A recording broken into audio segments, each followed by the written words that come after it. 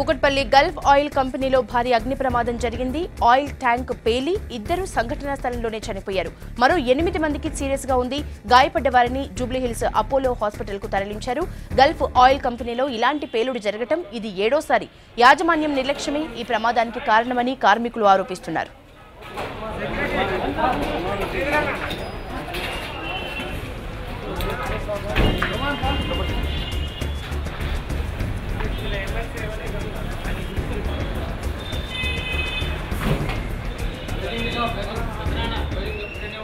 Kukatpally oil కంపెనీలో జరిగిన ప్రమాదంపై పూర్తి అప్డేట్స్ కరెస్పాండెంట్ సంపత్ అందిస్తారు. సంపత్, ఈ ఆయిల్ కంపెనీలో ప్రమాదం ఎలా జరిగింది, ప్రాణ నష్టం వివరాలేంటి?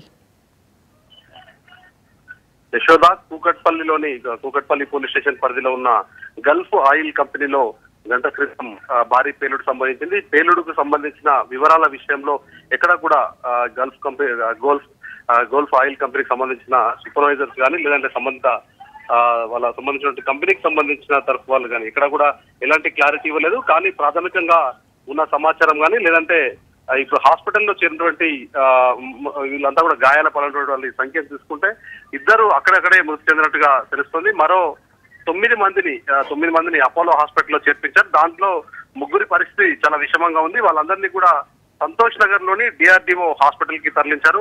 వాళ్ళ పరిస్థితి చాలా విషమంగా ఉన్నట్టు తెలుస్తుంది. ఇద్దరు సంబంధించిన బాడీస్ మాత్రం అక్కడికక్కడే తునాతునకలయ్యాయి. ప్రస్తుతం గల్ఫ్ ఆయిల్ కంపెనీ దగ్గర పూర్తి స్థాయిలో ఉద్రిక్త వాతావరణం చోటు చేసుకుంది. ఎందుకంటే గతంలోనూ దీంట్లో పనిచేస్తున్నటువంటి కార్మికుల విషయంలో యాజమాన్యాలు చాలా నిర్లక్ష్యం వహిస్తున్నాయంటూ చాలా సార్లు వాళ్ళు కొన్ని పిటిషన్స్ ఇచ్చుకున్నారు. అలాగే కొంతమంది క్షతగాత్రులతో పాటుగా మరికొంతమంది మృతి చెందారు. దాదాపు ఈ 7 ఘటనలో కూడా లోపల టర్బైన్లు పేలినటువంటి ఘటన, అలాగే కెమికల్ రియాక్షన్స్ లో మరణించిన వాళ్ళ ఉంది. కానీ వాళ్ళకి సంబంధించి ఎక్స్గ్రేషియా కావచ్చు లేదంటే వాళ్ళకి ఇచ్చినటువంటి హామీలు కానీ ఎక్కడ నెరవేర్చలేదు. దానికి తోడుగా ప్రికాషనరీ మెజర్మెంట్స్ ఎవరైతే కార్మికులు పని గంటలు దాదాపు ఒక్కో కార్మికుడికి 12 గంటల చొప్పున పని చేయాల్సి ఉంటుంది. పనిచేస్తున్న సందర్భంలో వాళ్ళకు ఉండాల్సినటువంటి కనీస సౌకర్యాలు కావచ్చు, దాంతో పాటుగా ప్రికాషనరీ మెజర్మెంట్స్ ఏవైతే వాళ్ళకు ప్రాణ నష్టం కలగకుండా ఉండాల్సినటువంటి నియమ నిబంధనలు పాటిస్తూ ఫైర్ సేఫ్టీ కానీ అట్లాగే వాళ్ళకి సంబంధించి కిట్స్ ఏవైతే ఏదైనా పేలుడు కానీ, ఎందుకంటే ఆయిల్ అలాగే కెమికల్ సంబంధించినటువంటి విషయాన్ని వాళ్ళు పనిచేస్తున్నారు కాబట్టి వాళ్ళకు ఒకవేళ పేలుళ్ళు కానీ లేదంటే ఏదైనా ప్రమాదం పొంచి ఉన్నప్పుడు వాళ్ళకి ప్రాణాపాయం లేకుండా వాళ్ళకి మొత్తం కూడా బాడీ గార్డ్స్ అంటే బాడీకి మొత్తం కూడా గార్డ్స్ తో కూడినటువంటి ఒక ఇన్స్ట్రుమెంట్ ను సప్లై చేయాలనేది కంపెనీ ప్రతిపాదన పెట్టింది. కానీ గతంలో పెట్టినటువంటి ప్రతిపాదన ఎక్కడ కూడా వాళ్ళు నిర్లక్ష్యం చేశారు. ప్రస్తుతం మాత్రం గల్ఫ్ ఆయిల్ కంపెనీ బయట భారీ ఎత్తున ఇటు కార్మికులకు సంబంధించిన ఎవరైతే క్షతగాత్రులైనటువంటి వాళ్ళ బంధువులు వాళ్ళతో పాటుగా దాంట్లో పనిచేస్తున్న కార్మికులంతా కూడా బయటికి వచ్చి మెయిన్ గేట్ దగ్గర భారీ ఎత్తున నిరసన తెలుపుతున్నారు. కొద్దిసేపటి క్రితమే స్థానిక ఎమ్మెల్యే కార్ను కూడా లోపలికి వెళ్ళనీయకుండా వాళ్ళు వెనక్కి పంపించారు. లోపలికి వెళ్ళడం అలాగే యజమానులతో సంప్రదింపులు చేయడం ఇది శరామామూలుగా మారింది. మీరెవరు కూడా దీంట్లో ఇన్వాల్వ్ కావాల్సిన అవసరం లేదు, కార్మికులం మేమే యాజమాన్యాలతో తేల్చుకుంటామంటూ మొత్తం కూడా కార్మికులు నిరసనలతో దొదలిస్తున్నారు. మొత్తం కూడా ఇక్కడ గేట్ దగ్గర మొత్తం కూడా చెప్పండి సంపత్, అంటే గతంలో కూడా ఇదే ఆయిల్ కంపెనీలో దాదాపు 7 సార్లు ప్రమాదాలు జరిగాయి. మరి ఇలాంటి ప్రమాదాలు జరిగినా యాజమాన్యం జాగ్రత్తలు ఎందుకు తీసుకోవటం లేదు? ముఖ్యంగా సంబంధిత అధికారులు ఎందుకు క్లారిటీ ఇవ్వలేకపోతున్నారు?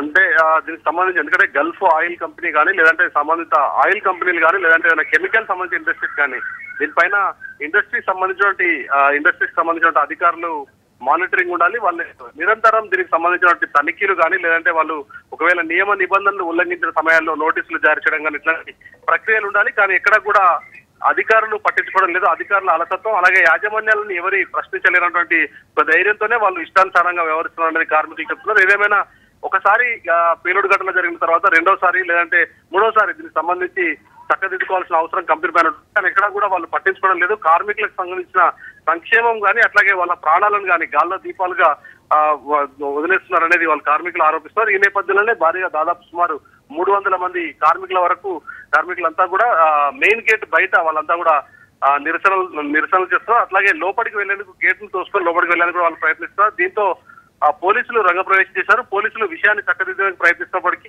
వాళ్ళు ఖచ్చితంగా లోపలికి వెళ్తాం అలాగే యజమానులతో తేల్చుకుంటాం అంటూ కొందరు దాడులకు దిగేందుకు యత్నిస్తారు. ఈ నేపథ్యంలో పోలీసులు అయితే అడ్డుకుంటారు. ప్రస్తుతం అయితే గాయాల పాలైనటువంటి వాటిలో ముగ్గురు పరిస్థితి చాలా విషమంగా ఉన్నట్టు తెలుస్తుంది. ఈ నేపథ్యంలో వాళ్ళందరినీ కూడా DRDO హాస్పిటల్కి తరలించారు. వాళ్ళు మాత్రం పొట్ట ప్రాణాలతో కొట్టుమిట్టాడుతున్నట్టు తెలుస్తుంది. మరో ఇద్దరు లోపల వాళ్ళు చనిపోయారు. కానీ వాళ్ళకి చనిపోయినటువంటి వాళ్ళు ఎవరు, సంబంధించిన వివరాలు ఏంటి అనేది చెప్పడం లేదు. ఎందుకంటే చాలా మంది వాళ్ళకి సంబంధించిన బంధువులు ఎప్పుడైతే గల్ఫ్ ఆయిల్ కంపెనీలో ప్రమాదం చోటు చేసుకుందన్నా కానీ దీంట్లో ఉన్నటువంటి కార్మికులకు సంబంధించినటువంటి మీడియాలో కథనాలు చూస్తారు. కార్మికులకు సంబంధించిన బంధువులంతా కూడా భారీ గల్ఫ్ ఆయిల్ కంపెనీ దగ్గరికి బార్లు తీరి రావడం జరిగింది. వాళ్ళను ఎవరిని కూడా లోపలికి ఎంటర్ చేయడం లేదు. లోపల చనిపోయిన వాళ్ళ ఇద్దరు ఎవరు, అలాగే అసలు చనిపోయారా లేదా అన్న విషయాన్ని ఇప్పటివరకు కూడా క్లారిటీ ఇవ్వడం లేదు. కానీ ప్రాథమికంగా ఉన్న ఇన్ఫర్మేషన్ ప్రకారం మాత్రం ఇద్దరు చనిపోయారు. అట్లాగే 9 మందికి తీవ్ర గాయాలై దాంట్లో ముగ్గురు పరిస్థితి విషమంగా ఉండడంతో DRDO హాస్పిటల్ కు పంపించారు. మరో 6గురికి అపోలో ఆసుపత్రిలో అందిస్తున్నారు. Thank you Sampath.